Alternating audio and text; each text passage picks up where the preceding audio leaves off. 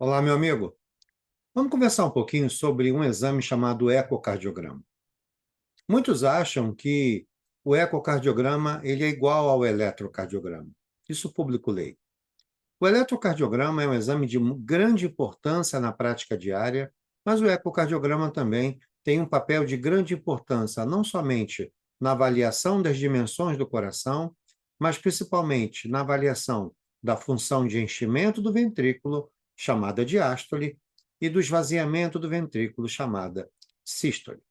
O ecocardiograma ele pode estudar alterações congênitas e pode estudar alterações adquiridas. O ecocardiograma ele não é uma única ferramenta. Dentro desse nome, ecocardiograma, existem várias metodologias diferentes. Então, existem estruturas sendo estudadas pela técnica unidimensional, onde eu uso apenas uma única linha de varredura, muito importante para avaliar estruturas que se movimentam durante o tempo. Existe uma parte do exame chamada bidimensional, que é o momento onde agora, na tela do meu equipamento, eu vou estudar o coração com imagem em tempo real. Então, nós vamos ter os cortes ecocardiográficos, corte longitudinal, corte 2D, apical 4 câmaras, apical 3, apical 4, apical 5, subcostal, supraesternal. Então, o coração e vasos serão estudados a partir de incidências ecocardiográficas, que nada mais é do que a imagem bidimensional. Mas veja, não é só avaliar movimentação e analisar dimensões. O eco também tem uma parte dele que chama Doppler, ou seja, o estudo Doppler vai avaliar a velocidade que o sangue imprime durante a passagem através das válvulas cardíacas. Então, existe a velocidade que o sangue passa pela mitral, pela válvula aórtica, pela válvula pulmonar, pela válvula tricúspide, e o sistema vai analisando essas velocidades, identificando se as velocidades passam normalmente através das válvulas, ou seja, não existe estenose, uma vez que a estenose acelera essas velocidades. E o Doppler, ele é muito importante na avaliação da função diastólica, porque a obtenção da relação EA do fluxo mitral é que começa toda a avaliação moderna da função diastólica. Agregado ao Doppler pulsado, eu também preciso ter uma outra ferramenta, que é o Doppler contínuo.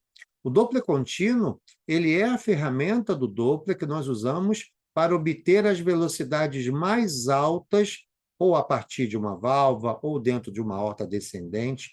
Então, eu vou colocar o meu alinhamento ao fluxo e vou calcular a velocidade máxima nessa linha de dados.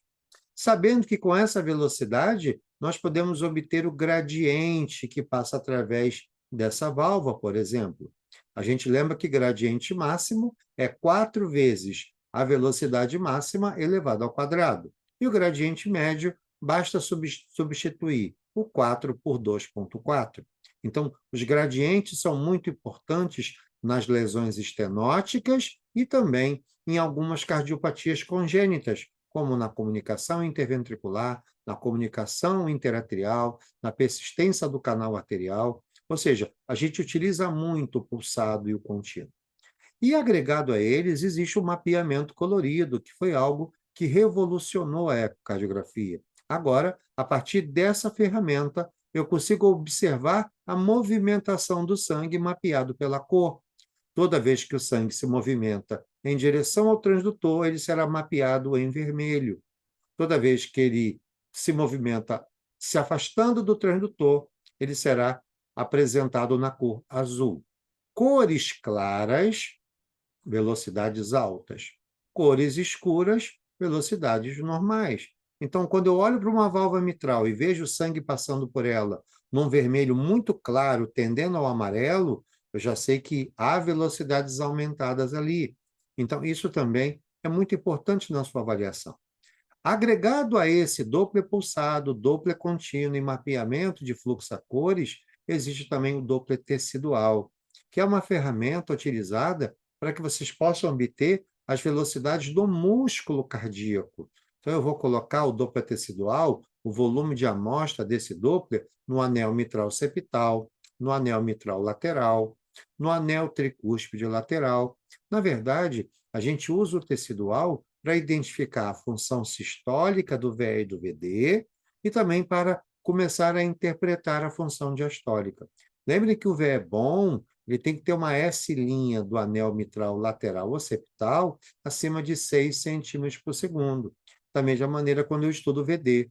Para que eu diga que o VD é bom, do ponto de vista sistólico, usando o tecidual, ele vai ter uma S' obtida no anel tricúspide lateral acima de 9,5 centímetros por segundo. Então, reparem que quando você fala ecocardiograma, você está falando em um método que utiliza vários submétodos.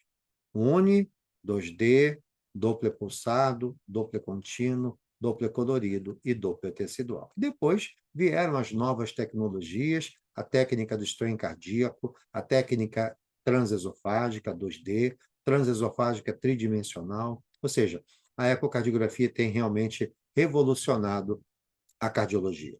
Um grande abraço!